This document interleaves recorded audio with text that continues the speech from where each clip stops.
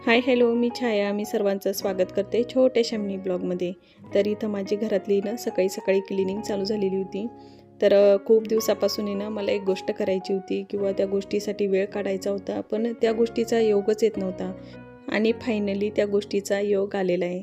तसं मी तुम्हाला पुढं व्हिडिओमध्ये सांगतेच, पण त्या पहिले काय केलं, सकाळची घरातली सगळी झाडझूड करून घेतली कोपऱ्या कपऱ्यातली. त्याच्यानंतर लगेच पोछा मारून घेतला. देवांश आणि त्याचे पप्पा दोघेही स्कूलमध्ये गेलेले.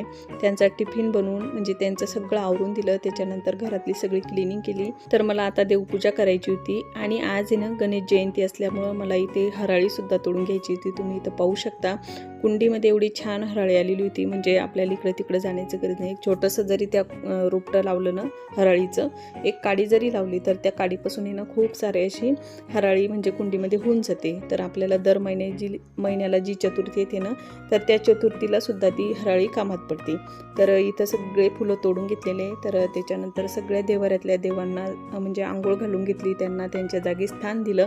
त्याच्यानंतर लगेच मग इथं मी गणपती बाप्पाचा अभिषेक करून घेतलेला आहे. आज गणेश जयंती होती. आजचा दिवस पण खूप छान होता आणि ह्याच दिवशी बहुतेक ती गोष्ट घडणार होती. तर त्याच्यामुळंच ती गोष्ट आजच्या दिवशीच घडलेली आहे. तर मला खूप दिवसापासून माझ्या मनात होतं की आपल्याला ते करायचं म्हणजे मी 1-2 वेळेस ठरवलं सुद्धा. काही कारणास्तव ना परत ती गोष्ट म्हणजे थांबून जायची, काहीतरी कारण यायचं आणि ते राहून जायचं.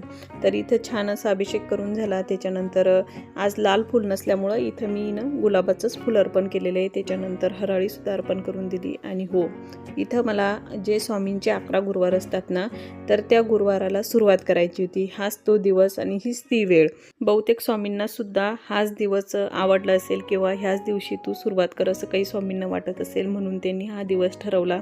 काहीतरी कारण यायचं आणि ती गोष्ट त्या दिवशी राहून जायची. आज सुद्धा माझं मन थोडंसं विचलित होतं, तरी पण मी आज ह्या गोष्टीला सुरुवात केलेली आहे. तर चला, इथं फायनली माझे 11 गुरुवारची जे व्रत असतं तर त्या व्रताला मी सुरुवात केलेली आहे. याचा डिटेल व्हिडिओ आपल्या चॅनलवरती मी अपलोड केलेला आहे. कशा पद्धतीने पूजा मांडणी करायची, कशा पद्धतीनं संकल्प कशा पद्धतीनं घ्यायचा, नैवेद्य कोणता दाखवायचा, तुमच्याकडून नाहीच झाला नैवेद्य तर काय करायचं, कोणत्या दिवसापासून ह्या दिवसाला सुरुवात करायची म्हणजे ह्या व्रताला, हे सगळं मी डिटेल आहे ना आपल्या चॅनलवरती मी अपलोड केलेलं आहे. नक्कीच तुम्ही तिथे जाऊन हा व्हिडिओ पाहू शकता.